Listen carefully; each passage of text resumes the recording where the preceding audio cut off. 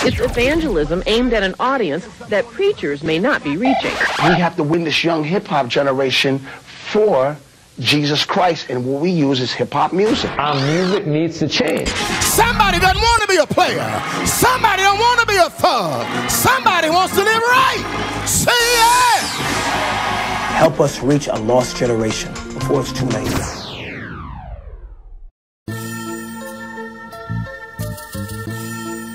God will give you what you can manage, not what you ask for. That is why your prayer is a waste of your time. You've been praying for stuff and it ain't coming. Why? Because God doesn't give you what you ask for. He gives you what you are capable of effectively managing, because God is not a waster. He doesn't waste things. And so if God hears your request for $100,000 to start a business, and then God realizes that you can't even go on the man's job on time, He keeps that money from you. So what you do is focus on management of what you have, and God gives you more. You qualify rather for ownership after you manage effectively. If you want to own something, you got to manage someone else's product first. So the qualification for ownership is effective management of someone else's property. And everybody here wants to own something. You want to own your own business, you want to own your own house, you want to own your own company, whatever. You want to own your own ministry and own something. Everybody wants to own something. The problem is ownership is only possible when you manage something that you don't own. All of life is affected by management. All of life. If you are poor in managing money, you'll be poor in managing your marriage, managing your relationships, managing your physical body, managing your attitude, managing your prayer life, managing your Bible reading. In other words, whatever you are weak in management, it works in all of your life. Show me a disciplined man with money, I'll show you a disciplined man with his body. It works because management is a lifestyle.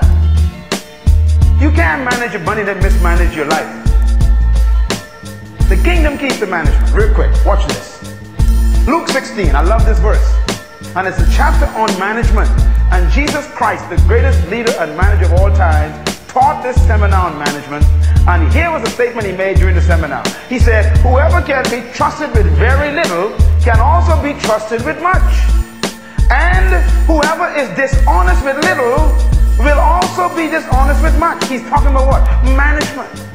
Then he goes on. So, if you have not been trustworthy to manage or handle worldly wealth, who, what a question, will give you true riches?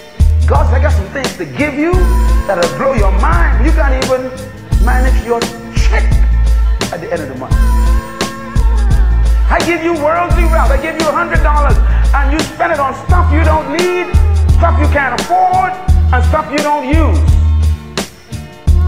Don't ask me anymore, he says. Who will give you true riches? I mean, $100 is not true riches. Maybe 100 million is. God, I want to give you 100 million, but I'm watching the 100. God is not foolish. But the last statement is worse. It says, and if you have not been trustworthy to manage someone else's property, is Jesus talking now, who will give you property of your own? Remember what we said? When you manage other people's property, then you become a good manager. And that is why God never gives you your own stuff first. Some of you pray for God to give you a business, and what does God give you? Someone to give you a job. You mismanage other people's property, God keeps one that you could own away from you. We steal, we mismanage. You go to work late, take long lunch hours, leave early, God's taking notes. And he say what? You will never own a business. God, I'll make sure you never have your own business. You'll always be employed.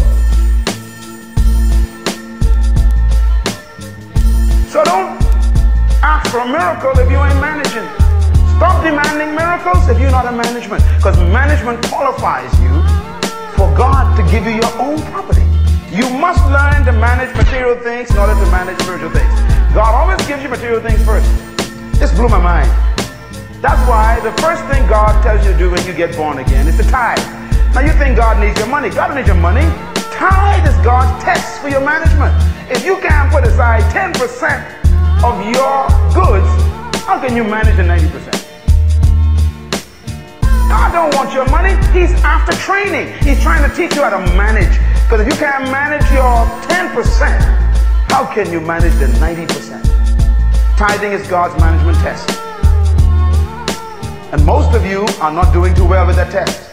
You tithe sometimes. You tithe when you could afford it. You tithe when you get excess. And God is saying you are a bad manager. That's why the money keeps moving away from you. God doesn't want your money. He wants you to learn to manage. That's the key to tithing. If you cannot be trusted with God 10%, how can He trust you with 90%? It's my personal secret to my success in my life so far. These 3 words. You prioritize, and then you organize, and then you discipline yourself. Jesus said the meek shall inherit real estate, earth. And that takes management.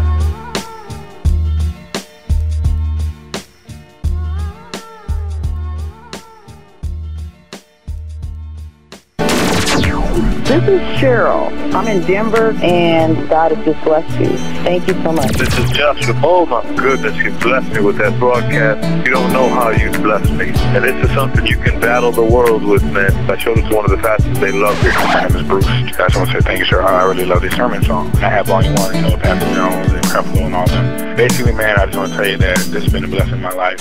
I know sermon songs and life radio and all that stuff is bumping, and you getting your pub. But, man, it was a wash away if you come out here to the West Coast.